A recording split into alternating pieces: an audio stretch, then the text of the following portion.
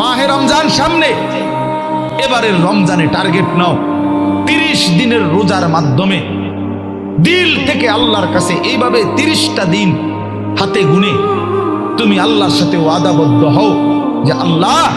30 দিন আমি রোজা রাখবো, এবং যৌন চাহিদা, লজ্জাস্থানের চাহিদা, অশ্লীলতা, বেহায়াপনা, নর্তকী, নাচ গান, উলঙ্গ ছবি দেখা, নারীকে নিয়ে চিন্তা ভাবনা, মেয়েকে নিয়ে অশ্লীল চিন্তা ভাবনা, অবৈধ কোনো প্রেম সম্পর্ক, হারাম কোনো রিলেশন, এই সব ত্যাগ করে বন্ধু 30টা দিন মনোযোগ দিয়া রোজা রাখো, তারাবি পড়ো,